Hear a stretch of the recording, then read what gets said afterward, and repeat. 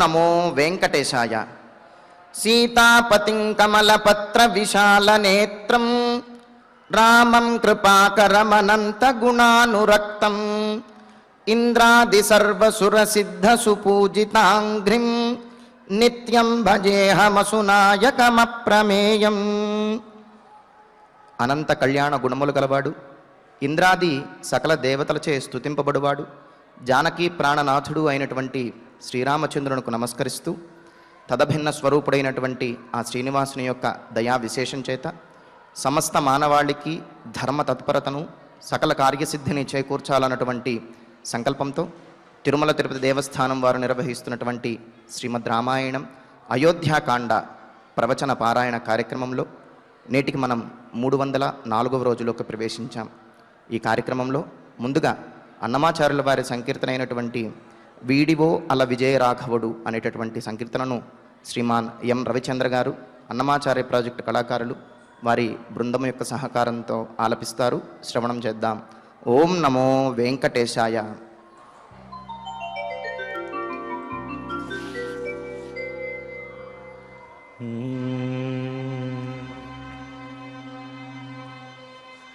వీడివో అల విజయ రాఘవుడు పోడిమి కొలువున పొదలి. వీడివో అల విజయ రాఘవుడు పోడిమి కొలువున పొదలి. చెలియ పోడిమి కొలువున పొదలి. వీడివో అల విజయ రాఘవుడు పోడిమి కొలువున పొదలి. చెలియ పోడిమి కొలువున పొదలి.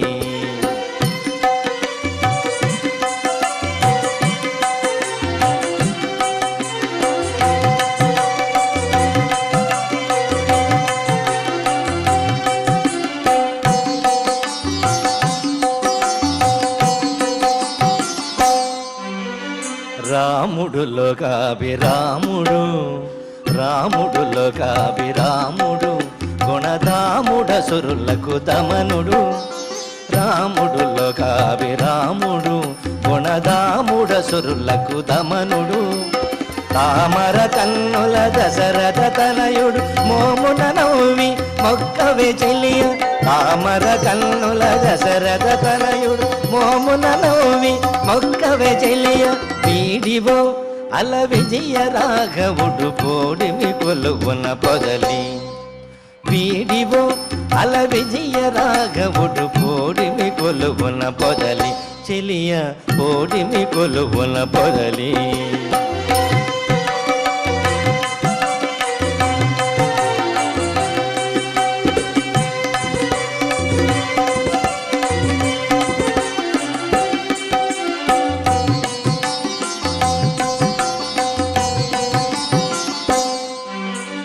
కోదండధరుడు గురు కిరీటపతి కోదిగ సురముని పూజితుడు. కోదండధరుడు గురు కిరీటపతి కోదిగ సురముని పూజితుడు. ఆదిమ పురుషుడు అంబుదవల్లుడు నీ దశ చూపులు నిందే చెలియ. ఆదిమ పురుషుడు అంబుదవల్లుడు నీ దశ చూపులు నిందే చెలియ. వీడివో అల విజయ రాఘవుడు పోడిమి కొలువున పొదలి. వీడివో అల విజయ రాఘవుడు పోడిమి కొలువున పొదలి. చెలియ పోడిమి కొలువున పొదలి.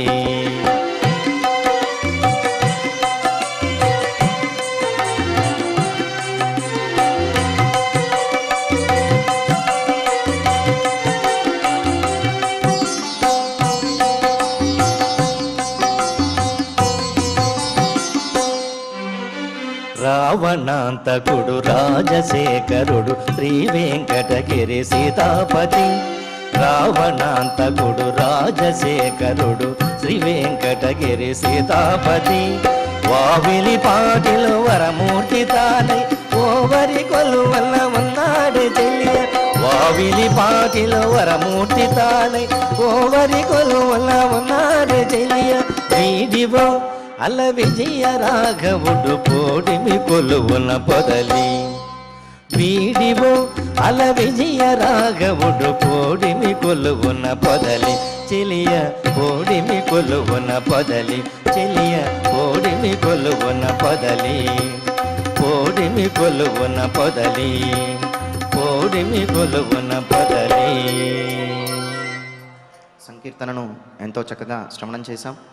ఇక ఇప్పుడు శ్రీ గురు ధ్యానపూర్వకంగా సంకల్ప వాక్యాలను అందరము కలిసి పలుకుతూ ఈ కార్యక్రమాన్ని ప్రారంభం చేసుకుందాం. శ్రీ గురు ధ్యానం. గురుర్బ్రహ్మ గురుర్విష్ణు గురుర్దేవో మహేశ్వరః. గురుః సాక్షాత్ పరం బ్రహ్మ తస్మై శ్రీ గురవే నమః. శ్రీనివాస ధ్యానం. శ్రీ వెంకటాద్రినిలయః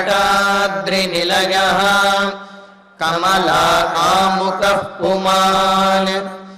అభంగుర విభూతిర్నః తరంగయతు మంగళం.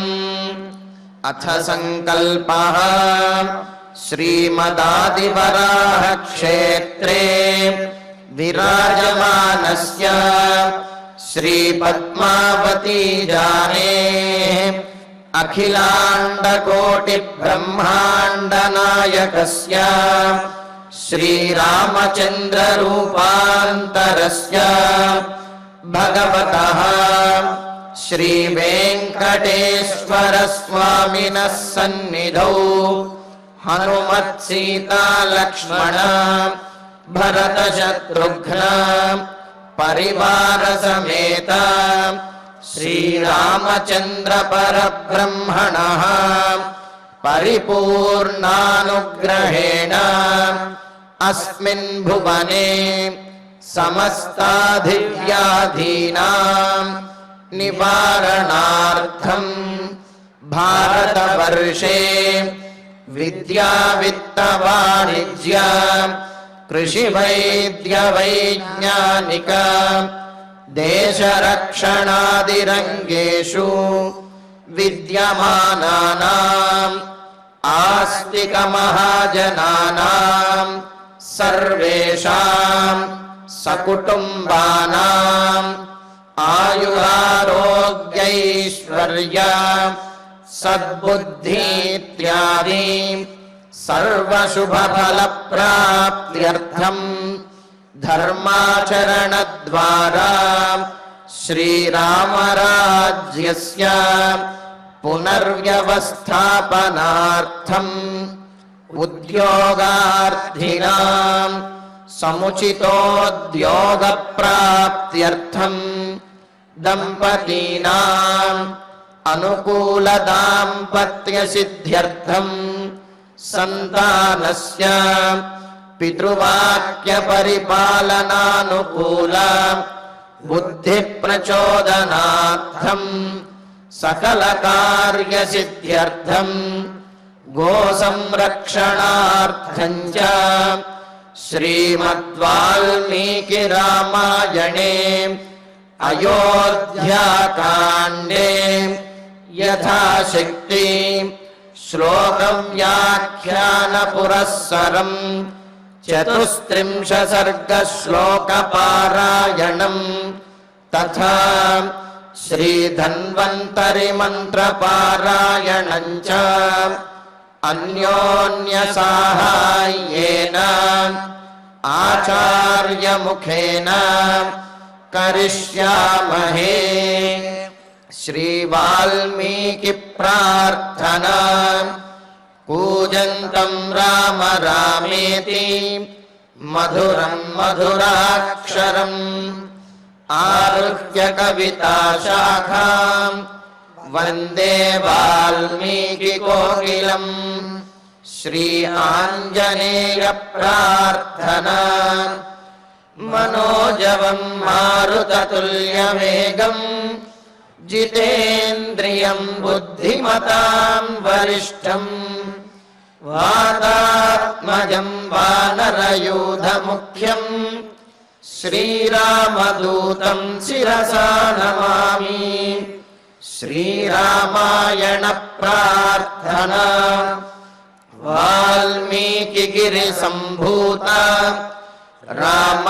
రామసాగరగామిని పునాతి భువనం పుణ్యాం రామాయణ మహానదీ శ్రీరామ ప్రార్థన అయోధ్యాఖ్యేతు గుర్వర్ధే త్యక్త్వా రాజ్యం గిరౌ వసన్ పాదుకే భరతాయాదాత్ స రామః శరణం మమ. శ్రీరామచంద్ర పరబ్రహ్మణే నమః. అథ శ్రీమద్ రామాయణే ఆదికావ్యే అయోధ్యాకాండే చతుస్త్రింశః సర్గః. శ్రీమన్నారాయణ చరణౌ శరణం ప్రపద్యే. శ్రీమతే నారాయణాయ నమః. శ్రీరామాయ నమః. ఇయం సరాష్ట్రా సజన ధనధాన్య సమాకుల మయా నిసృష్టా వసుధా భరతాయ ప్రదీయతాం. వనవాసానికి బయలుదేరినటువంటి రామచంద్రమూర్తి తండ్రి అనుజ్ఞ తీసుకున్నాడు. తండ్రి ఇంకా తప్పక దశరథ మహారాజు అనుజ్ఞ ఇచ్చేశాడు. ఇచ్చి చివరిగా నాయన ఈ ఒక్కరోజు మాత్రము ఈ రాత్రికి అయోధ్యానగరంలోనే అంతఃపురంలోనే నీవు గడిపి మేము చేసేటటువంటి సపర్యలు, కల్పించేటటువంటి సౌకర్యములు, భోగభాగ్యములు, రాజభోగాలు వీటినన్నిటినీ కూడా అనుభవించు. అలా మా ముందు నువ్వు కనుక ఈ రాజభోగాలన్నీ అనుభవించినట్లయితే మాకు కొంత మనసు ఊరట చెందుతుందయ్యా. కావున ఈ ఒక్కరోజు రాత్రి మాత్రము నా మాట విని ఇక్కడే ఉండి రేపు ఉదయాన్నే వెంటనే బయలుదేరి వెళుదుగానివి అని దశరథ మహారాజు అడిగితే అప్పుడు రామచంద్రమూర్తి అంటాడు, తండ్రి ఈరోజు అయోధ్యానగరంలో ఉంటాను కావున ఉంటే కనుక నీవు నాకు రాజభోగాలన్నీ కూడా కల్పిస్తావు. రేపు వనవాసానికి వెళ్ళిన తర్వాత ఈ రాజభోగాలన్నీ కూడా ఎవరు నాకు కల్పిస్తారు? రేపటి నుంచి అనుభవించవలసినటువంటిది వనవాసం, అరణ్యవాసం. అలా రేపటి నుంచి అరణ్యవాసం ఉన్నది అని తెలిసి ఈరోజు నేనేదో సుఖాలు అనుభవించాలి అనుకుంటే రేపటి నుంచి ఆ సుఖాలను ఎవరు ఇవ్వగలుగుతారు? పైగా సుఖములకు రుచి మరిగితే కష్టాన్ని అనుభవించడం మరింత కష్టమవుతుంది. కానీ ధీరుల యొక్క లక్షణం ఏమిటి? సుఖములను అనుభవించేటప్పుడు ఏ విధమైన మానసికమైన స్థైర్యం ఉంటుందో, దుఃఖములు, కష్టములను అనుభవించేటప్పుడు కూడా ఆ విధమైనటువంటి మానసిక స్థితి ఉన్నప్పుడే అతడు ధీరుడవుతాడు. అంతేగాని సుఖములు వచ్చినప్పుడేమో విపరీతమైనటువంటి ఆనందము, కష్టములు వచ్చినప్పుడే విపరీతమైనటువంటి దిగులు, కుంగిపోవటము వచ్చినట్లయితే అతడు పరిపూర్ణంగా జీవించలేడు. అందుకే కదా మన పెద్దలు అంటారు, ఎలాగా రాయి మీదైనా సరే, అరుగు మీదైనా సరే నిద్ర రావాలి, అలాగే పరుపు మీదైనా సరే నిద్ర వచ్చే విధంగా ఉండాలి. చల్లటి వాతావరణంలోనైనా చల్లగా లేకపోయినా సరే మానసికమైనటువంటి ప్రశాంతత, ధైర్యము ఉన్నటువంటి వాడికి ఎక్కడైనా సరే ఆ నిద్ర కానివ్వండి, లేకపోతే ప్రశాంత జీవనం అనేది ఉంటుంది. ఆ మానసికమైన స్థైర్యం లేనటువంటి వాడికి ఎక్కడ ఉన్నా నిద్ర పట్టదు. అందుకే కదా కొంతమంది ఏ సౌకర్యం లేకపోయినప్పటికీ కూడా చక్కగా నిశ్చింతగా శయనించగలుగుతారు. మరికొందరు హంసతూలికా తలపములు, అదేవిధంగా చల్లని వాతావరణములు ఎన్ని ఉన్నప్పటికీ కూడా నిద్ర పట్టగా తిరుగుతూ ఉంటారు. దానికి కారణం ఏమిటి? మానసికమైనటువంటి స్థితి, ఆ మానసిక దౌర్బల్యము. కావున ఈరోజు సుఖముల కోసం నేను వెంపర్లాడి లేకపోతే సుఖములను పొందాలి అని అనుకుంటే రేపటి నుంచి ఆ సుఖాలన్నీ ఎవరు కల్పిస్తారయ్యా తండ్రి నాకు? కావున సుఖముల కోసం పాకులాడేవాడిని కాదు, సుఖములు కలగాలి అని చెప్పి ఆశపడేవాడిని కాదు. కావున ఆ సుఖములు నాకేమీ అవసరము లేదు. పైగా వాటి మీద నాకు ఆశ ఉన్నదని మీరు అనుకుంటున్నారేమో. అంటే ఈ రాజభోగాలు అనుభవించవయ్యా రామచంద్ర అని ఎప్పుడైతే దశరథుడు చెప్పాడో, దశరథుడి మనస్సులో రాముడికి రాజభోగాలు అనుభవించాలని ఉన్నది అనే భావన కలిగిందేమో అనే ఉద్దేశ్యంతో రాముడే చెబుతున్నాడు, నేను మనస్ఫూర్తిగా పరిపూర్ణమైనటువంటి మనస్సుతో ఆనందంతో చెబుతున్నాను తండ్రి, ఈ రాజ్యమును మా తమ్ముడు దశరథునికి ఇవ్వండి అన్నాడు. ఎలా ఇవ్వాలి అంటే సస్యశ్యామలంగా సంపదలతో కూడినటువంటి ఈ రాజ్యాన్ని తమ్ముడికి ఇవ్వండి అన్నారు. సహజంగా మానసిక స్థితి సామాన్యులకి ఎలా ఉంటుంది అంటే తమకు దక్కకపోతే అది ఇంకొకరికి దక్కకూడదు, ఒకవేళ దక్కినప్పటికీ అది శిథిలమైపోయో చెడిపోయో పాడైపోయో వాడికి దక్కాలి తప్ప ఇతరులకు మాత్రము అది సవ్యంగా దక్కకూడదు అనే భావన అనేది ఉంటుంది. కానీ ఇక్కడ రామచంద్రుడు అలా అంటలేదు. తనకు దక్కనటువంటి రాజ్యము అది యథాయథంగా ఎంత గొప్పగా అయితే ఉన్నదో అంతే గొప్పగా భరతుడికి దక్కాలి. మనం అనుకున్నాం కదా, భరతుడు రాజైనా రాముడినైనటువంటి నేను రాజైనా ఇందులో భేదమేమీ లేదు. ఎవరైనా సరే మా తండ్రి గారు దశరథ మహారాజు యొక్క వారసుడు దాన్ని పరిపాలిస్తున్నట్లే అని రామచంద్రమూర్తి యొక్క అభిప్రాయం అన్నమాట. అందుకనే ఏమన్నాడు, నాకు దక్కనటువంటిదైనా నేను ఈ విధంగా విడిచి వెళ్ళిపోయేటటువంటి ఈ అయోధ్యానగరము సస్యశ్యామలంగా ఉంటూ సంపదలతో తొలుతూగుతూ భరతుడు పరిపాలించెదరుగాక అని చెప్పి రాముడు తన ఉద్దేశ్యాన్ని చెప్పాడు. ఇంకో మాట కూడా అన్నారు మనకు ఆనందరామాయణం ఆధ్యాత్మ రామాయణంలో, కిమత్ర దుఃఖేన విభో రాజ్యం శాసతుమేనుజ అహం ప్రతిజ్ఞాం నిస్తీర్య పునర్యాస్యామి తే పురం. ఇలాగా ఎందుకు ఇంత దిగులు పడతారు? రాజ్యమేమి అరాచకంగా మారిపోదు కదా. నేను అయోధ్యానగరాన్ని విడిచి వెళ్ళిపోతే భరతుడు రాజ్యాన్ని పరిపాలిస్తాడు.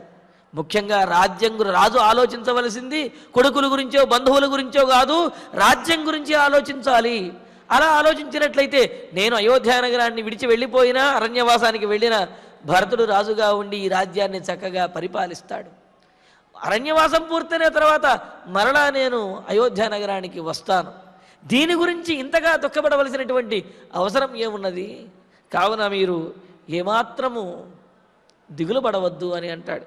అంతేకాదు, రాజ్యాత్ కోటిగుణం సౌఖ్యం మమ రాజన్ వనే సతః అని. తండ్రి, రాజ్యం కంటే కూడా అధికంగా అనేక రెట్లు నేను వనవాసంలో కూడా ఆనందంగా గడుపుతాను అన్నాడు. ఎలాగా అంటే, మరి భార్యతో పాటుగా చక్కగా వనవిహారం చేయటం అనేది ఆనందకరము అనే ఉద్దేశంతో రాముడు అంటున్నాడు అనమాట. అయోధ్యానగరంలో కంటే కూడా ఆ వనవాసం చేస్తూ వనంలో విహరిస్తూ నేను ఆనందంగా గడపగలను అని చెప్పడంలో ఉద్దేశం ఏమిటంటే, తాను దిగులు పట్టడం లేదు, తండ్రి ఆజ్ఞను తాను కష్టంగా భావించడం లేదు, ఇష్టంగానే ఆచరిస్తున్నాను అని చెప్పడం, తండ్రిని ఓదార్చడం సాంత్వనపరచడం అనేది ఇందులో ఉన్నటువంటి ఉద్దేశం అన్నమాట. ఇలాగా దశరథ మహారాజుతోటి రామచంద్రమూర్తి అంటున్నాడు అనమాట. కావున ఈ రాజ్యాన్ని భరతుడే పరిపాలించదుడుగాక, అలా భరతుడు పరిపాలించడం ద్వారా ఈ రాజ్యము సుభిక్షంగా ఉంటుంది అని చెప్పి అన్నాడు. అని వనవాసకృతా బుద్ధి నచమేద్యచలిష్యతి. మీరు ఎన్ని చెప్పినప్పటికీ రాజభోగాలను అనుభవించు, లేకపోతే మరో ఆలోచన చెయ్యి, ఇంకోటి ఏమన్నాడు, నన్ను నిగ్రహించి నన్ను బంధించి ఈ రాజ్యాన్ని గ్రహించు అని ఇన్ని రకాలుగా దశరథ మహారాజు చెప్పిన తర్వాత కూడా రాముడు ఏమంటున్నాడు, వనవాసం చెయ్యాలి అని అనుకున్న నా నిశ్చయం ఏదైతే ఉన్నదో, నా యొక్క తలంపు పట్టుదల ఆ బుద్ధి అద్యచ నచలిష్యతి, ఇప్పుడు ఎప్పుడూ కూడా. అద్యచ అన్నారు కదా, ఇప్పుడు కూడా అంటే ఏమిటి? ఇప్పుడైనా సరే, వనవాసానికి వెళ్ళిన తర్వాత అయినా సరే. అంటే ఇప్పుడంటే ఇలా అంటున్నావు, కానీ వనవాసానికి వెళ్ళు 6 రోజులు గడిపావు అంటే ఆ కష్టాలు భరించలేక మళ్ళీ తిరిగి వచ్చేస్తావు అని చెప్పి దశరథుడు అనుకుంటాడేమో అని దానికి కూడా చెబుతున్నాడు.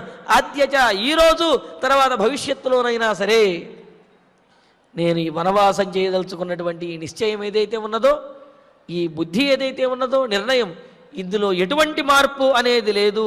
నా మనస్సులో ఎటువంటి చలనము అంటే బుద్ధి చలించడం అనేది లేదు, నిశ్చయంతో పరిపూర్ణమైనటువంటి మనస్సుతో ఉన్నాను అని చెప్పాడు. చెప్పి ఇప్పుడు దశరథుడికే ఇంకో మాట చెబుతున్నాడు. ఏమని? యస్తుష్టేన వరో దత్తః కైకేయ్యై వరదత్వయా దీయతాం నిఖిలేనైవ సత్యస్త్వం భవ పార్థివా. మాట నిలుపుకునేటువంటి తీరు ఎలా ఉండాలి అనేది రామచంద్రమూర్తి మనకు తెలియజేస్తున్నాడు దశరథునికి చెబుతూ. ఎలాగా? వరములను ఇవ్వటంలో శ్రేష్టమైనటువంటి వాడా, వరములను ఇచ్చేటటువంటి వాడా, పార్థివ, ఈ భూమండలం అంతటికీ కూడా నాయకుడైన పాలకుడైనటువంటి రాజా, మహారాజా, తుష్టేన త్వయా, ఆనందించినటువంటి, తృప్తి చెందినటువంటి, ఉత్సాహాన్ని పొందినటువంటి నీవు ఏ సందర్భంలో? దేవాసుర సంగ్రామంలో కైకేయీ మాత నీకు బాసటగా ఉండి నీకు అండగా ఉండి రాక్షసుల నుండి నిన్ను కాపాడినప్పుడు, రాక్షసుల వల్ల నీవు రాక్షసుల యొక్క బాణఘాతముల చేత నీ శరీరం అంతా కూడా తూట్లుబడి నీవు అపస్మారక స్థితికి, అంటే ఏమిటి, తెలివి లేనటువంటి స్థితికి పోయినప్పుడు నిన్ను ఆమె మరలా సేద తీర్చి రక్షించినప్పుడు తుష్టేన ఎంతో ఆనందించినటువంటి నీవు ఆమెను అభినందించి కైకేయి మాతకు యహ వరహ దత్త, ఏ వరములనైతే నీవు ఇచ్చావో, అంటే నువ్వు వరాన్ని ఏదో ఆమె భార్యగా అడిగితేనో ముచ్చటపడితేనో పీడిస్తేనో ఇచ్చినటువంటి వరములు కాదవి. ఆమె నీకు చేసినటువంటి సహాయాన్ని ఏ వనిత కూడా చెయ్యనటువంటి, ఏ భార్య కూడా చెయ్యనంతగా ఆమె సహాయం చేసింది అని చెప్పి ఆమె ధైర్య సాహసాలు మెచ్చుకుని ఎంతో ఉత్సాహంతో తృప్తితోటి ఆనందంతో నీవు ఆమెకి ఏ వరములనైతే ఇచ్చావో సహా ఆ వరము నిఖిలేన ఏవా పరిపూర్ణమైనటువంటి మనస్సుతో దీయతాం ఇవ్వాలి. అంతేగాని మాట ఇచ్చేటప్పుడేమో ఉత్సాహము, ఆ మాట నిలుపుకునేటప్పుడు మాట తీర్చేటప్పుడేమో బాధపడటము చేస్తే ఇచ్చినటువంటి మాటకు విలువ ఉండదు, అలా చేసినటువంటి దానికి కూడా ప్రయోజనం అనేది ఉండదు. కావున మాట ఇచ్చేటప్పుడు ఎంతటి ధైర్యంగా ఎంతటి ఉత్సాహంగా ఆనందంగా మాట ఇస్తారో ఆ మాట నిలుపుకునేటప్పుడు కూడా అంతే పరిపూర్ణమైనటువంటి మనస్సుతో ఉత్సాహంతో ధైర్యంతో మాటను నిలుపుకోవాలి. కానీ మాట ఇచ్చేటప్పుడేమో నోటిని చివరి మాటే కదా అని చెప్పి నాలుగు చివరి నుంచి నోటికి వచ్చినట్టుగా మాట ఇచ్చేసి నిలుపుకునేటప్పుడు మాత్రం ఏదో తెలియక అనేశాను, లేకపోతే అప్పుడు అన్నాను కానీ ఇప్పుడు కుదరటం లేదు, నేను చేయలేను అని ఇలా అన్నట్లయితే అది సత్యవంతుని యొక్క లక్షణం కాదు, అది సరైనటువంటి మనస్సు కలిగినటువంటి వాడి మాట అవదు. అందుకనే ఇక్కడ రామచంద్రుడు ఏమంటున్నాడు, మీరు ఎంత ఉత్సాహంగా అయితే సన్మానపూర్వకంగా ఆదరంగా వరమును కైకేయీదేవికి ఇచ్చారో ఆ వరముని ఇప్పుడు నిలుపుకునేటప్పుడు కూడా అంతే ఉత్సాహంగా అంతే ధైర్యంగా అంతే అభినందిస్తూ ఆమెకు ఆ వరముని ఇచ్చి ఆ వరమును నెరవేర్చాలి. కానీ వరములను నోటి ద్వారా మాటగా ఇస్తున్నప్పుడేమో అంత ఉత్సాహంగా ఇచ్చి ఇప్పుడు ఆ వరములు తీర్చే సందర్భంలో మాత్రం ఇలా ఏడుస్తూ బాధపడుతూ ఇచ్చినట్లయితే అది సరైన పద్ధతి కాదు తండ్రి. కావున మీరు ఆమెకు ఇచ్చేటటువంటి వరములు పరిపూర్ణమైనటువంటి మనస్సుతోటి నీవు ఆ వరాన్ని ఇవ్వండి, వరాన్ని నెరవేర్చండి, నన్ను వనవాసానికి పంపించండి అని అంటున్నాడు. అని త్వం సత్య భవ, నీవు సత్యప్రతిజ్ఞ కలిగినటువంటి వాడు అవుతావు, అప్పుడే నీవు సత్యప్రతిజ్ఞ కలిగిన వాడు అవుతావు. అంతేగాని మాట ఇచ్చేటప్పుడు ఆనందంగా ఇచ్చి తీర్చేటప్పుడు ఏడుస్తూ కనుక చేసినట్లయితే అది సత్యప్రతిజ్ఞ అవదు. కావున మాట నిలుపుకునేవాడివైన నీవు, ధర్మానికి కట్టుబడ్డవాడివైనటువంటి నీవు ఆనందంగానే పరిపూర్ణమైనటువంటి మనస్సుతోటే ఈ కైకేయి ఇచ్చినటువంటి వరమును తీర్చుము, ఆమె అడిగినటువంటి కోరికను ఆనందంగానే తీర్చండి, అంతే తప్ప మరో రకంగా చేసినట్లయితే అది సత్యప్రతిజ్ఞ కాజాలదు అని చెప్పి అన్నాడు. అని అహం దేశం భవతో యథోక్తమనుపాలయన్ చతుర్దశ సమావత్సే వనే వనచరై సహా. నా గురించి మీరు దిగులు పడవలసిన అవసరం లేదు. అహం, నేను, భవతః నిదేశం, అహం నిదేశం భవతః అని అంటూ నేను మీ యొక్క ఆదేశానుసారము పూజ్యులైనటువంటి తండ్రి యొక్క ఆజ్ఞ పరిపాలించడం పుత్రుడైనటువంటి నా కర్తవ్యం కావున నా కర్తవ్యాన్ని నేను పరిపాలిస్తూ మీ ఆదేశానుసారం యథోక్తం చెప్పిన విధంగా అనుపాలయన్ పితృవాక్య పరిపాలన చేస్తూ మీ ఆదేశాన్ని చెప్పిన విధంగా పాటిస్తూ చతుర్దశ సమాహ 14 సంవత్సరములు. సమాహ అంటే సంవత్సరములు అని అర్థం. సంవత్సరో వత్సరోబ్దో అని చెప్పి అమరంలో చెప్పినట్లుగా సంవత్సరము వత్సరము అబ్దము హాయనము ఇవన్నీ కూడా సంవత్సరానికి ఉన్న పేర్లు సమాహ అని. ఇలాగా 14 సంవత్సరముల పాటు వనే వనచరై సహా, వనంలో ఆ వనవాసంలో వనచరై సహ వత్సే, వనచరులతోటి ఉంటాను అని.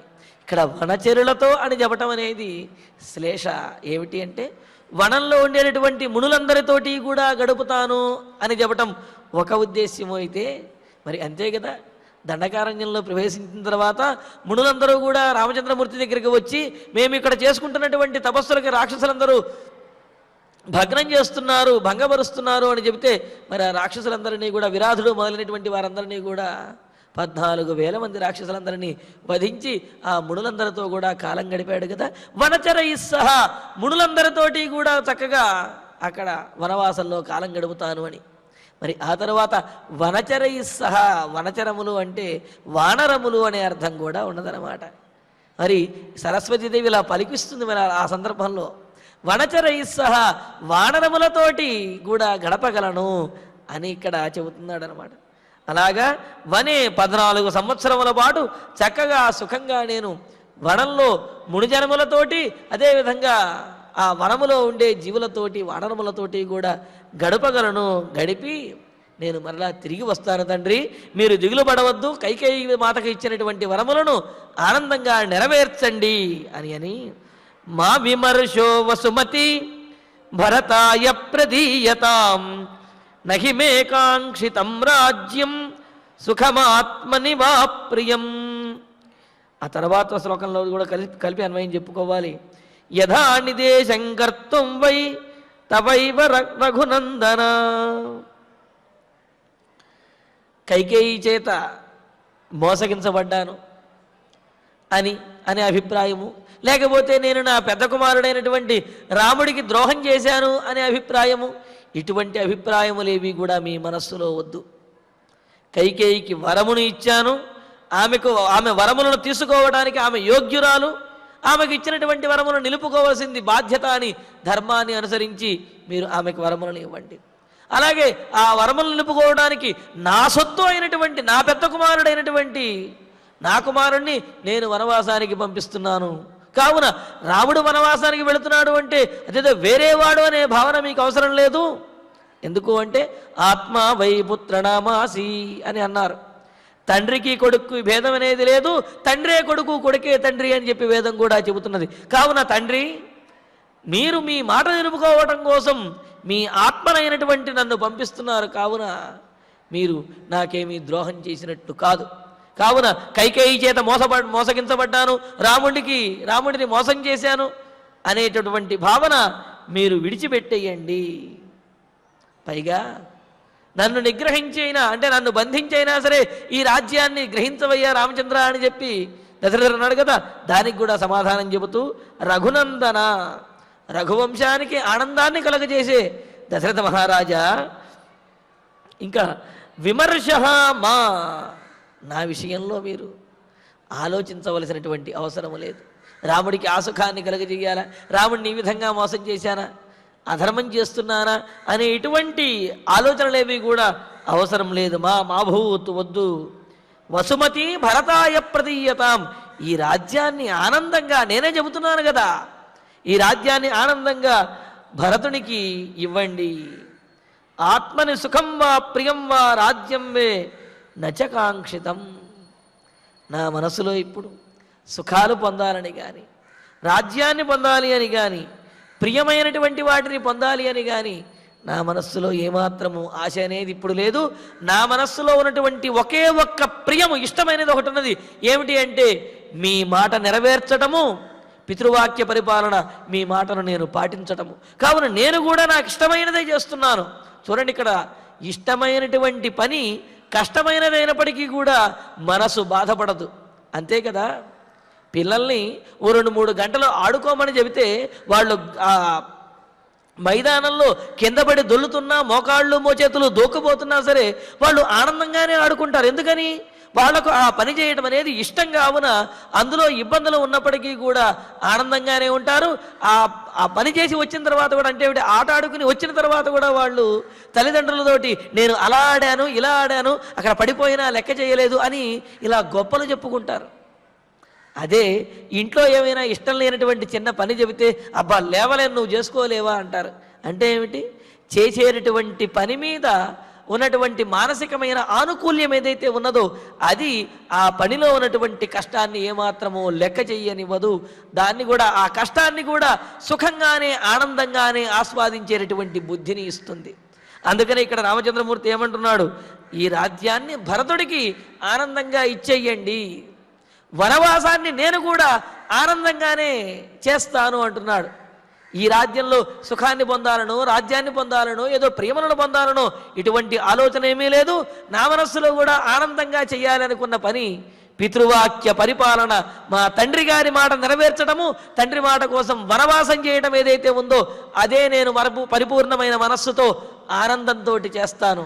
కావున మీరు చేయవలసిన పని ఆనందంగా చెయ్యండి, నేను చేయవలసిన పని నేను ఆనందంగా చేస్తాను. అంతటా ఆనందమే తప్ప ఇందులో దుఃఖపడవలసినటువంటి అవసరం ఏమీ లేదు. మే నకాంక్షితం తవ నిదేశం యథాకర్తం, మీ ఆజ్ఞను యథాయథంగా చెప్పిన విధంగా పరిపాలించడమే నేను కోరుకుంటున్నాను. వేరే కోరికలేవి కూడా నాకు లేవు తండ్రి. కావున వనవాసానికి నన్ను పంపిస్తే నా కోరిక తీర్చినటువంటి వారే అవుతారు మీరు. రాజ్యాన్ని భరతుడికి ఇస్తే కైకేయి మాత యొక్క కోరిక కూడా తీర్చినటువంటి వారు అవుతారు. కావున అంతా కూడా సుఖంగా ఉండగలము అని అన్నాడు. అపగచ్చతు తే దుఃఖం మా భూర్బాష్పరిప్లుత నహి క్షుభ్యతి దుర్ధర్ష సముద్ర సరితాం పతి. తే దుఃఖం అపగచ్చతు, నీ మనసులో ఏదైతే దుఃఖం ఉన్నదో, కుమారుణ్ణి వనవాసానికి పంపిస్తున్నానే, రాముణ్ణి వనవాసానికి పంపిస్తున్నానే దుఃఖము, ఆ దుఃఖం అపగచ్చతు, నీ మనస్సులోంటి పూర్తిగా తొలగిపోవాలి. అసలు ఆ మనసులో దుఃఖం అనేదే ఉండరాదు. బాష్ప పరిప్లవ, ఆ కన్నీళ్ల యొక్క ప్రవాహము, దశరథుని యొక్క కంటిలోంచి కన్నీరు మున్నీరుగా మరి ఆయన విలపిస్తూ ఉన్నాడు. దశరథుని కళ్ళలోంచి కూడా ఆ కన్నీరు ఆగటం లేదు. రాముడు ఇంత గొప్పగా మాట్లాడుతూ ఉంటే, ఇంత ధైర్యంగా మాట్లాడుతూ ఉంటే, తన కుమారుడు తనకంటే ధైర్యవంతుడు, తనకంటే సందర్భోచితమైనటువంటి నిర్ణయములు తీసుకోగలిగిన వాడు, తనకంటే ధీరుడు అని ఎప్పుడైతే అనిపిస్తుందో అప్పుడు ఆ తండ్రికి కలిగే ఆనంద బాష్పాలు అంతా ఇంతా కాదు. అయితే ఇక్కడ దశరథుడి పరిస్థితి, రాముడి యొక్క మాటలు చూస్తే ఆనంద బాష్పాలు కలుగుతున్నాయి, రాముడికి కలిగే పరిస్థితిని చూస్తేనేమో దుఃఖం కలుగుతూ ఉన్నది. ఇలాగ ఆనంద బాష్పములు దుఃఖములు రెండిటితో కూడినటువంటి ఆ కన్నీళ్లు ఏవైతే ఉన్నాయో అవి ధారాపాతంగా వస్తున్నాయి. వాటిని చూచి బాష్ప పరిప్లవ, ఆ కంటి నుండి వచ్చేటటువంటి కన్నీళ్ల ప్రవాహం ఏదైతే ఉన్నదో మాభూహు, ఉండకూడదు. ఆ కన్నీళ్ల ప్రవాహంతో కూడినటువంటి మీరు ఈ విధంగా ఉండకూడదు, ఆ కన్నీళ్లను ఆపుకోండి, దుఃఖించవద్దు అని అన్నాడు. అని సముద్ర సరితాంపతి దుర్ధర్ష నా క్షుభ్యతి, సముద్రుడు ఎన్ని ఆపదలు వచ్చినా, లేకపోతే ప్రకృతిలో ఎన్ని విపత్తులు వచ్చినప్పటికీ కూడా సముద్రుడు మాత్రము ఆయన క్షోభ చెందకూడదు, అల్లకల్లోలం అవ్వకూడదు. సముద్రుడు ఎప్పుడూ గంభీరంగానే ఉండాలి. అంతేగాని ఏదో చిన్న చిన్నవి వచ్చాయని చెప్పి సముద్రుడు అల్లకల్లోలం అయిపోతే ఈ ప్రకృతి పరిస్థితి ఏమిటి? ప్రకృతి తట్టుకోగలదా? తట్టుకోలేదు. కావున సముద్ర సరితాంపతి, నదులకు భర్త అయినటువంటి సముద్రుడు, దుర్ధర్ష ఎదిరింపరానిటువంటి వాడైన సముద్రుడు, నక్షుభ్యతి కలవరం చెందడు కదా, ఎండిపోడు కదా, క్షీణించిపోడు కదా. అలాగే మీరు కూడా ఇంతమందికి భర్తగా ఉన్నారు అంటే ఏమిటి? 350 మంది పత్నులు అక్కడ ఎదురుగా ఉన్నారు. కౌసల్య, సుమిత్ర, కైకేయి వారు కూడా ఎదురుగా ఉన్నారు. తండ్రి వీరందరికీ భర్త అయినటువంటి మీరే దిగులుపడి ఈ విధంగా విలపిస్తే మీ మీద ఆధారపడినటువంటి మీ భార్యలు, వీళ్ళ పరిస్థితి ఏమిటి? కావున వాళ్ళని దృష్టిలో పెట్టుకునైనా సరే మీరు ధైర్యంగా ఉండాలి. నదులు ఎండిపోవచ్చునేమో, నదులు అల్లకల్లోలం అవ్వచ్చునేమో, కానీ సముద్రం ఎప్పుడు ఎండిపోకూడదు, సముద్రం ఎప్పుడు గంభీరంగానే ఉండాలి. కావున ఆ భార్యలు, తల్లులు ఏమైనా దిగులు పడవచ్చునేమో, కానీ తండ్రి అదేవిధంగా యజమాని అయినటువంటి భర్త అయినటువంటి మీరు మాత్రము దిగులు పడిపోయినట్లయితే కుటుంబం అంతా కూడా చిన్నాభిన్నమైపోతుంది. అందుకనే కదా మనం పూర్వకాలం నుంచి కూడా చూస్తూ ఉంటాము, మన ఇళ్లలో ఆ యజమాని తండ్రిగా ఎవరైతే ఉంటారో వారు చాలా ధైర్యంగా ఉంటూ ఉంటారు. మిన్ను విరిగి మీద పడినప్పటికి కూడా చెలించడిన అని చెప్పి ఆ భార్యలు నిందిస్తూ ఉంటారు. కానీ ఆ తల్లులు పాపం చాలా బాధపడుతూ, లేకపోతే వచ్చేటటువంటి పరిస్థితుల్ని తట్టుకోలేక విలవిల్లాడుతూ ఉంటారు. కానీ ఉండవలసినటువంటి లక్షణం యజమానికి అదే అని మనకు శాస్త్రం చెబుతున్నది.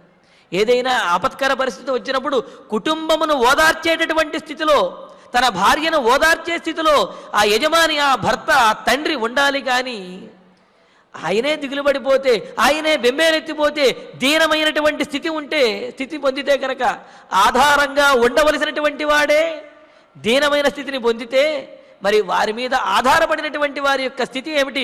వారెంత మానసికమైనటువంటి వ్యాకులతను చెందుతారు. కావున సరితాంపతి, నదులన్నిటికీ కూడా భర్త అయినటువంటి సముద్రుడు నక్షుభ్యతి, ఆయన క్షీణించకూడదు, అదేవిధంగా కలత చెందకూడదు. ఎప్పుడు అలా గంభీరంగానే ఉండాలి. ఎందుకు అంటే మీ మీద ఆధారపడ్డ ఇంతమంది ఈ అంతఃపుర జనులు, అదేవిధంగా రాజ్యంలో ఉన్నటువంటి ప్రజలు, వాళ్ళందరూ మీ మీద ఆధారపడి ఉన్నారు. మీరే దిగులు పడిపోతే వారందరినీ ఓదార్చేవారు ఎవరు? కావున మీరు సముద్రములాగా ధైర్యంగా గంభీరంగా ఉండాలి. కానీ ఇలాగా కన్నీరు మున్నీరుగా విలపిస్తూ దీనమైనటువంటి స్థితిని పొందారు అంటే మిగతా వారందరూ కూడా మరింత కష్టం పొందుతారు తండ్రి. కావున ఈ కష్టాన్ని, ఈ దుఃఖాన్ని విడిచిపెట్టండి, ఆ కన్నీళ్లు తుడుచుకోండి అని చెప్పి అంటున్నాడు. అని ఇక్కడ మనకు మిగతా రామాయణంలో చెబుతారు. విమృజ్యనయనే రామ పితుసృజల పాణిన ఆశ్వాసయామాస నృపం శనై సనయకో విద అని ఆధ్యాత్మ రామాయణం, ఆనంద రామాయణం మొదలైన వాటిలో చెబుతారు. ఆ సందర్భంలో రామచంద్రమూర్తి దశరథుని దగ్గరికి వెళ్ళి ఆ దశరథుని యొక్క కన్నీళ్లను అలా తుడిచి ఓదార్చుతున్నట్ట. ఈ కన్నీళ్లు ఇక పైన మీరు ఇలా కన్నీళ్లు కార్చకూడదు, మీ మీద ఆధారపడినటువంటి వాళ్ళు వీళ్ళు ఉన్నారు అని. మరి ఇలాగా సమర్థుడైనటువంటి కొడుకు ఉండి అలా కన్నీళ్లు తుడిచే కొడుకు కనుక ఉన్నట్లయితే ఏ తండ్రికైనా సరే ఆనందమే కదా. కానీ అటువంటి కొడుకుని వదులుకోవాలి అంటే ఏ తండ్రికైనా సరే కష్టంగానే ఉంటుంది. ఇక్కడ రెండు రకాలైనటువంటి విశేషాలు ఉన్నాయన్నమాట. అంతటి గొప్ప కొడుకు రావడం వల్ల ధైర్యం, అదేవిధంగా గర్వము కలుగుతుంది. కానీ అంత గొప్ప కొడుకుని వదులుకోవాలి అంటే మనస్సు కలచి వేస్తూ ఉంటుంది. మరి ఆ స్థితే దశరథునికి కలిగిందనమాట. కానీ రాముడు మాత్రం చాలా ధైర్యంగా దశరథుని యొక్క కన్నీళ్లు తుడిచి, మీరు అందరికీ కూడా ఆధారభూతమైనటువంటి వారు, కావున మీరు విలపించకూడదు. నదులకి భర్త అయినటువంటి సముద్రుడు ఎప్పుడూ కూడా కలత చెందకూడదు, క్షీణించకూడదు, మీరు కూడా అంతే గంభీరంగా ఉండాలి అని చెప్పాడు. చెప్పి నైవాహం రాజ్యమిచ్చామి న సుఖం నచ మైథిలీం నైవ సర్వాన్ ఇమాన్ కామాన్ న స్వర్గం నైవ జీవితం. అయ్యయ్యో, నా కొడుకు ఎన్నో ఆశలు పెట్టుకుని ఉంటాడు, అతని ఆశలన్నీ కూడా అడియాశలు చేశానే అని చెప్పి మీరు బాధపడుతున్నారేమో అంటూ దానికి చెబుతున్నాడు. అహం, నేను రాజ్యం నైవ ఇచ్చామి, రాజ్యం కావాలి అని అనుకోవటం లేదు. సుఖం నా, సుఖాన్ని కావాలనుకోవటం లేదు. మైథిలీంచన, సీతను కూడా కావాలి అని చెప్పి నేను అనుకోవటం లేదు. ఎందుకంటే ఆమె కూడా అయోధ్యానగరంలో ఉంటే సుఖంగా ఉంటుంది, నేను మాత్రం మీ పితృవాక్య పరిపాలన కోసం వనవాసానికి వెళ్ళాలనుకుంటున్నాను. అందుకని మైథిలీంచన, సీతను కూడా కోరటం లేదు. సర్వాన్ ఇమాన్ నైవ ఇచ్చామి, మీరంటున్నటువంటి ఈ రాజభోగాలు, సుఖములు, వేటిని కూడా నేను కోరడం లేదు, కోరుకోను. అంతెందుకు, స్వర్గం నా, స్వర్గాన్ని కూడా నేను కోరుకోను తండ్రి. ఇవన్నీ చెప్పి చివరిలో ఇంకో మాట అన్నాడు, జీవితం నా, కనీసం నేను నా జీవితాన్ని కూడా కోరుకోవటం లేదు. నేను కోరుకునేది ఒకటే, నా తండ్రి మాట నెరవేర్చాలి అని మాత్రమే నేను కోరుకుంటున్నాను అన్నాడు. మరి ఇంతగా ఏ కుమారుడు తండ్రి దగ్గర ఈ మాట అనగలడు? రాముడు మాత్రం అన్నాడేమని, జీవితం ఏ వన, చివరకు నేను నా జీవితాన్నైనా కోరుకోను, నా జీవితం కంటే కూడా తండ్రి మాట నిలబెట్టడమే గొప్పది అని చెప్పి నేను కోరుకుంటున్నాను. మరి నేను ఇంతగా కోరుకుంటున్నటువంటి పితృవాక్య పరిపాలన, మీ ఆజ్ఞను పాటించడం ఏదైతే ఉందో, మరి ఆ విషయంలో అనుకూలంగా ఉండటం, నన్ను వనవాసానికి ఆనందంగా పంపించడమే మీరు చేయవలసినటువంటి గొప్ప పని. అంటే ఇవన్నీ ఎందుకు చెప్పాడు అంటే, ఏ తండ్రి అయినా సరే కొడుకు యొక్క కోరికలు తీర్చాలి, కొడుకు యొక్క ముచ్చట్లు తీర్చాలి అని అనుకుంటాడు. ఇక్కడ రాముడు అంటున్నాడు, మీరు నా ముచ్చట తీర్చండి, నా కోరికను తీర్చండి. నేను రాజ్యాన్ని కానీ, లేకపోతే ఈ రాజభోగాలు కానీ సుఖాలు కానీ ఇవేమీ కోరుకోవటం లేదు. నేను నా జీవితాన్ని కూడా కోరుకోవటం లేదు. నేను కోరుకుంటున్నది తండ్రి మాటను నెరవేర్చాలి అని కోరుకుంటున్నాను. కావున నా కోరిక ఏదైతే ఉందో తండ్రి ప్రతిజ్ఞను నెరవేర్చాలి, వనవాసం చేయాలి అనే కోరిక, ఆ కోరికను మీరు అంగీకరించండి ఆనందంగా. అప్పుడు మీరు నా కోరిక తీర్చినట్లే, మీ కుమారుడికి సమస్తము కూడా కట్టబెట్టినట్లే అవుతుంది. అంటే చూడండి, ఇది ఒప్పించడం ఎంత యుక్తితోటి ఒప్పిస్తున్నాడో రామచంద్రమూర్తి దశరథుణ్ణి. రాముడిలో ఉన్నటువంటి గుణములు ఎంత గొప్పగా ఉన్నాయనేది దీని ద్వారా తెలుస్తున్నది. త్వామహం సత్యమిచ్చామి నా నృతం పురుషర్షభ ప్రత్యక్షం తవ సత్యేన సుకృతేన చ తే శపే. పురుషర్షభ, పురుషులలో శ్రేష్ఠుడైనటువంటి ఓ మహారాజా, వృషభ అనే దానికి వరములను వర్షంగా కురిపించేటటువంటి వాడు అనే అర్థం కూడా ఉన్నదన్నమాట. ఎన్ని వరములైనా సరే ఇవ్వగలిగినటువంటి నీవు నేను అడిగినటువంటి, నేను కోరుకున్నటువంటి ఈ వనవాసానికి అంగీకరించవయ్యా అన్నట్లుగా ఇక్కడ అడుగుతున్నాడు. పురుష వృషభ, పురుషులలో శ్రేష్ఠుడైనటువంటి దశరథ మహారాజా, అహం త్వాం, నేను నిన్ను, నేను ఏ కోరిక కోరుకుంటున్నానో చెబుతున్నాను వినండి అంటూ, నేను నిన్ను సత్యం ఇచ్చామి, సత్యవంతునిగా సత్య ప్రతిజ్ఞ కలిగినటువంటి వాడిగా చెయ్యాలనుకుంటున్నాడు. ఈ రాజ్యములో లేకపోతే భోగభాగ్యాలు సుఖములో లేకపోతే నా జీవితమో ఇవన్నీ నేను కోరుకోవటం లేదు. నేను నా కోరిక ఒకటే, ఏమిటి? త్వాం సత్యం ఇచ్చామి, మిమ్మల్ని సత్యవంతులుగానే ఉంచాలి అనుకుంటున్నాను, సత్యవంతులుగా చేయాలనుకుంటున్నాను, సత్యమైనటువంటి కీర్తి మీకు దక్కాలి అనుకుంటున్నాను. అదే నా కోరిక. ఇచ్చామి, కోరుకుంటున్నాను. కానీ అనృతం న ఇచ్చామి, మీరు అసత్యవంతులు అని కనుక ఎవరైనా అన్నట్లయితే, లేకపోతే మీరు ప్రతిజ్ఞ నెరవేర్చుకోలేనటువంటి వారు అని ఎవరైనా అన్నట్లయితే ఆ మాట మాత్రం నేను భరించలేను. అప్పుడు నా జీవితం వ్యర్థమవుతుంది. కావున సుకృతేన చ తే శపే, నా పుణ్యముల మీద ఒట్టుబెట్టి మరీ నేను చెబుతున్నాను. నా మనసులో ఉన్నటువంటి కోరిక ఒకటే, ఏమిటి అంటే మా తండ్రి అయినటువంటి మీ మాట నెరవేర్చడము, మిమ్మల్ని సత్యవంతులుగా ఉంచటము. దశరథుల్లో ఎటువంటి అసత్యము కూడా లేదు. దశరథుడు పరిపూర్ణమైనటువంటి సత్యవంతుడు అని చెప్పి ఈ లోకమంతా కూడా కీర్తించాలి. అలా మిమ్మల్ని కీర్తించడమే నా కోరిక. లోకమంతా మిమ్మల్ని కీర్తించే విధంగా చెయ్యటమే నా కోరిక తప్ప మిగతా కోరికలేమీ లేవు. మీరు నిజంగా నా కోరిక తీర్చదలుచుకుంటే, నాకు అనుకూలంగా చేయదలుచుకుంటే మిమ్మల్ని సత్యవంతుడిగా చేసేటటువంటి అవకాశం నాకు కల్పించండి. ఇంతకు మించి నేనేమీ కోరుకోవటం లేదు. నేను నా పుణ్యముల మీద ఒట్టుబెట్టి చెబుతున్నాను అని చెప్పి అన్నాడు. అందుకని ఇక్కడ శపథము చేసేటప్పుడు తాము చేసినటువంటి పుణ్యముల మీద, అదేవిధంగా తమకిష్టమైనటువంటి వ్యక్తుల మీద కూడా శపథం అనేది చేస్తారు. సహజంగా ఈ శపథం చేసేటటువంటి ఆ శక్తి అనేది ఎవరికి ఉంటుంది అంటే, ధర్మమును పాలిస్తూ సత్యవాక్ పరిపాలన చేస్తూ ఎవరైతే స్వధర్మమును పాలిస్తారో వారికి ఆ శపథమును చేసేటటువంటి శక్తి ఉంటుంది. ఆ శపథమును నిలుపుకోవలసినటువంటి ఆవశ్యకత కూడా ఉన్నది. ఎవరైనా సరే శపథము చేసేటప్పుడు సహజంగా అనిపిస్తూ ఉంటుంది మనకు, వీటిలో సినిమాల్లో వాటిలో చూసేటప్పుడు, నేనే కనుక ధర్మాత్ముడు అయినట్లయితే ఈ కార్యం నెరవేరుగాక అని చెప్పి శపథం చేస్తారు. మరి ధర్మాత్ముడు ఈ విధంగా శపథం చేసినప్పుడు మరి అధర్మాత్ముడు కూడా నేనే కనుక అధర్మాత్ముడినైతే ఈ కార్యం నెరవేరుగాక అని కూడా శపథం చేయొచ్చు కదా. అంటే అక్కడ శపథం అనేది ధర్మానికి సత్యానికి కట్టుబడి ఉంటుంది తప్ప వాటిని విడచి శపథం అనేది ఉండదు. మరి సాధుపురుషుడు తనలో ఉన్నటువంటి ధర్మగుణములను పణంగా పెట్టి శపథం చేస్తాడు. కానీ దుర్మార్గులు వాళ్ళు ఆ శపథం చేసే అవకాశం అనేది లేదు. వారు చేసే శపథములన్నీ కూడా వ్యర్థమవుతాయి. పైగా వ్యర్థముగా చేసినటువంటి శపథములు ఏవైతే ఉంటాయో వాటి వలన ఆత్మీయులకు హాని కలుగుతుంది అని మనకు గరుడ పురాణంలోను, మత్స్య పురాణంలోను, బ్రహ్మవైవర్త పురాణంలోను అనేకమైనటువంటి ప్రమాణములు మనకు గోచరిస్తున్నాయి. కావున ఊరికినే ఎక్కడ పడితే అక్కడ ఒట్టులు పెట్టేయటము, దేనికి పడితే దానికి, ఏంటి ఇంట్లో అన్నం తినడానికో లేకపోతే చిన్న స్కూల్కి వెళ్ళడానికో ఇలాంటి ఒట్లు పెట్టడం అనేది సరైన పద్ధతి కాదు. అది సరైనటువంటి శపథములు అనేవి కాదు. శపథము చేశారు అంటే ఆ శపథము యొక్క ఫలం కానీ శపథము యొక్క ఉద్దేశ్యం కానీ ఉన్నతంగా ఉండాలి. అప్పుడే ఆ శపథం అనేది సరైన శపథం అవుతుందన్నమాట. మరి ఆ శపథ లక్షణాలు అనేకంగా చెప్పారు.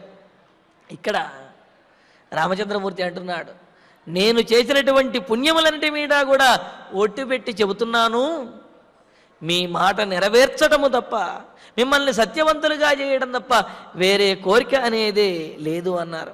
అందుకని సత్యేన శాపయేద్విప్రం క్షత్రియం వాహనాయుధై గోబీజ కాంచనైర్వైశ్యం శూద్రం సర్వైస్తు పాతకై అని ఈ విధంగా చెబుతూ ఎవరెవరు శపథం చేసేటప్పుడు వేటిని ఆ శపథంలో వినియోగించాలి అని చెబుతూ సత్యేన శాపయేద్విప్రం అన్నారు. సత్యమును శపథం చేస్తూ తాను చేసినటువంటి పుణ్యముల మీద వాటి మీద శపథం చేయవచ్చు అన్నారు. అలాగే క్షత్రియం వాహనాయుధై, ఈ క్షత్రియులు వారి విషయంలో అయితే కనుక వాహనములను ఆయుధములను ధరించి శపథం చేయడం అనేది కూడా ఆచారంగా ఉన్నది.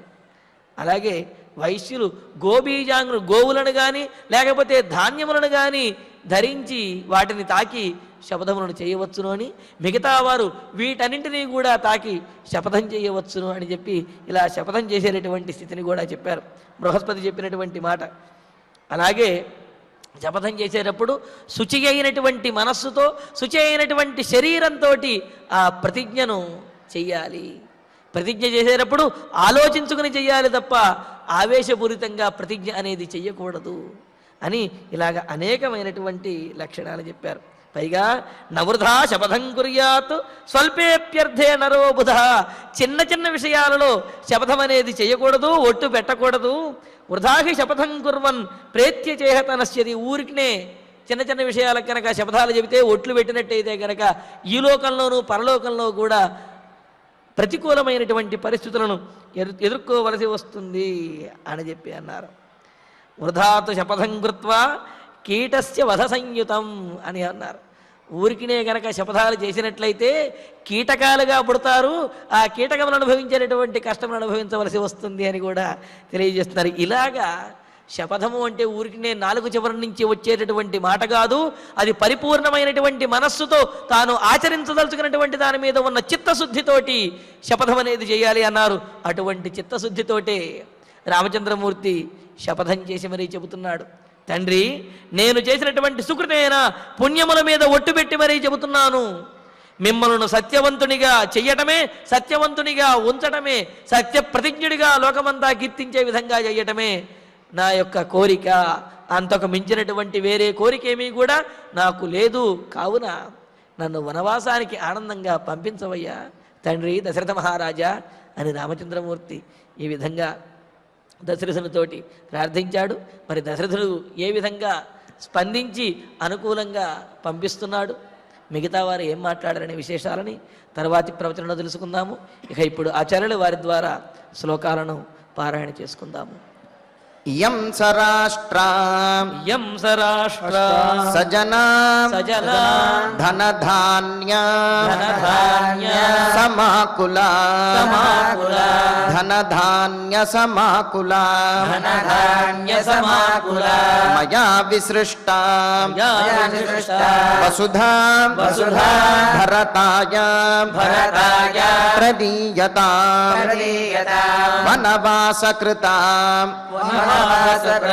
బుద్ధి నచ మేద్యా చలిష్యతి యస్తుష్టేన వరో దత్తః కైకేయ్యై వరదత్వయా దీయతాం నిఖిలేనైవ సత్యస్త్వం భవ పార్థివా అహం నిదేశం భవతః యథోక్తం అనుపాలయన్ చతుర్దశ సమావత్స్యే వనే వనచరైః సహ మా విమర్శః వసుమతి వసుమతి భరతాయ భరతాయ ప్రదీయత ప్రదీయత నహి మే నహి మే కాంక్షితం రాజ్యం కాంక్షితం రాజ్యం సుఖం సుఖం ఆత్మని వా ప్రియం ఆత్మని వా ప్రియం యథా నిదేశం యథా నిదేశం కర్తుం వై కర్తుం వై తవైవ తవైవ రఘునందన రఘునందన అపగచ్చతు అవగచ్చతు తే దుఃఖం తే దుఃఖం మా భూః మా భూః బాష్ప పరిప్లుతః బాష్పపరిప్లుతః నహి క్షుభ్యతే నహి క్షుభ్యతే దుర్దర్శః దుర్ధర్షః సముద్రః సముద్రః సరితాం పతిః సరితాం పతిః నైవాహం నైవాహం రాజ్యమిచ్ఛామి రాజ్యమిచ్ఛామి న సుఖం న సుఖం న చ మైథిలీ న చ మైథిలీం నైవ సర్వాన్ నైవ సర్వాన్ ఇమాన్ కామాన్ ఇమాన్ కామాన్ న స్వర్గం న స్వర్గం నైవ జీవితం నైవ జీవితం త్వామహం త్వామహం సత్యమిచ్ఛామి సత్యమిచ్ఛామి నానృతం నానృతం పురుషర్షభ పురుషర్షభ ప్రత్యక్షం ప్రత్యక్షం తవ సత్యేన తవ సత్యేన సుకృతేన చ సుకృతేన చ తే శపే శపే ఇత్యార్షే ఇత్యార్షే శ్రీమద్ రామాయణే శ్రీమద్ రామాయణే ఆదికావ్యే ఆదికావ్యే అయోధ్యాకాండే అయోధ్యాకాండే చతుస్త్రింశే సర్గే చతుస్త్రింశే సర్గే అష్టశ్లోకాః అష్టశ్లోకాః ఫలశ్రుతి నుండి మంగళాంతం వరకు అందరము కలిసి పఠిద్దాం. ఫలశ్రుతి ఆయుష్యమారోగ్యకరం యశస్యం సౌభ్రాతృకం బుద్ధికరం సుఖం చ శ్రోతవ్యమేతన్నియమేన సద్భిః ఆఖ్యానమోజస్కరమృద్ధికామైః శ్రీరామచంద్ర పరబ్రహ్మణే నమః. అథ ధన్వంతరి ధ్యానం అచ్యుతానంద గోవింద విష్ణో నారాయణామృత రోగాన్ మే నాశయాశేషాన్ ఆశు ధన్వంతరే హరే. ఆరోగ్యం దీర్ఘమాయుష్యం బలం తేజోధియం శ్రియం స్వభక్తేభ్యోనుగృహంతం వందే ధన్వంతరిం హరిం. ధన్వంతరేరిమం శ్లోకం భక్త్యా నిత్యం పఠంతి యే అనారోగ్యం న తేషాం స్యాత్ సుఖం జీవంతి తే చిరం. ఓం నమో భగవతే వాసుదేవాయ. ధన్వంతరయే అమృతకలశహస్తాయ వజ్రజలౌకహస్తాయ సర్వామయ వినాశనాయ త్రైలోక్యనాథాయ మహావిష్ణవే స్వాహా.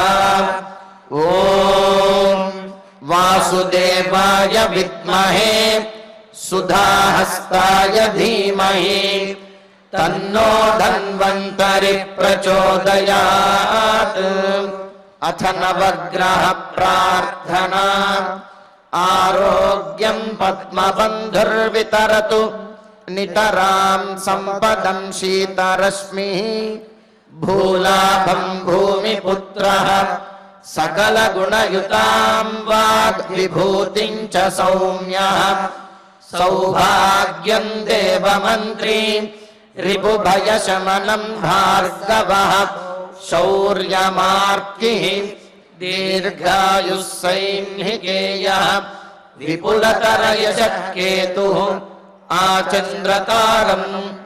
అరిష్టాని ప్రణశ్యంతు దురితాని భయాని చ. శాంతిరస్తు శుభం మేస్తు గ్రహాః కుర్వంతు మంగళం.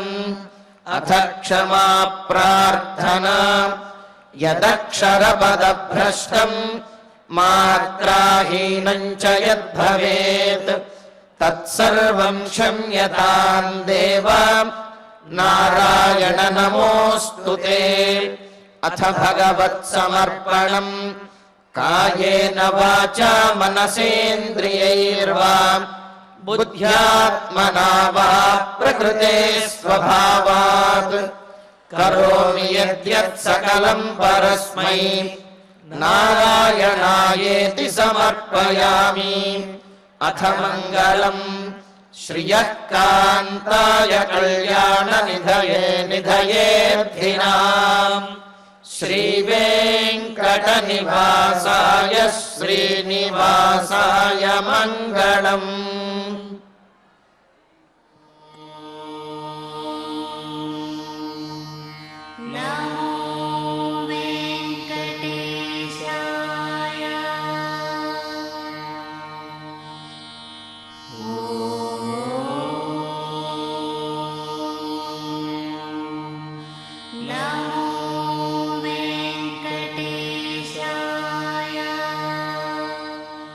శ్రీ అవధూతాశ్రమము బోధానంద సత్యారామూర్తి ఆర్యుల గోసేవాశ్రమము మరియు వృద్ధాశ్రమము పడాల. ఆశ్రమములో గోసేవ గోవుల దానము స్వీకరించుట, మీ నవగ్రహ దోషములు పోవుటకు గోపూజ చేయబడును. మూలికా వైద్యము గోపంచగవ్య వైద్యము చేయబడును. యంత్రములు తావీదులు ఇవ్వబడును. శాంతి హోమములు చేయబడును. మీ ఆత్మీయుల పుట్టినరోజు, పెళ్లి రోజు మరియు వర్ధంతి వంటి ముఖ్యమైన దినములలో గోసేవ లేదా అన్నదానం చేయదలిచిన వారు సంప్రదించండి. మా వృద్ధాశ్రమంలో ఖాళీలు కలవు. చేరదలిచిన వారు సంప్రదించండి. శ్రీ శ్రీ శ్రీ స్వామి బోధానందగిరి శ్రీ అవధూతాశ్రమము అయ్యప్ప స్వామి గుడి దగ్గర పడాల, తాడేపల్లిగూడెం 2. Cell numbers 7981356374, 9618034 138.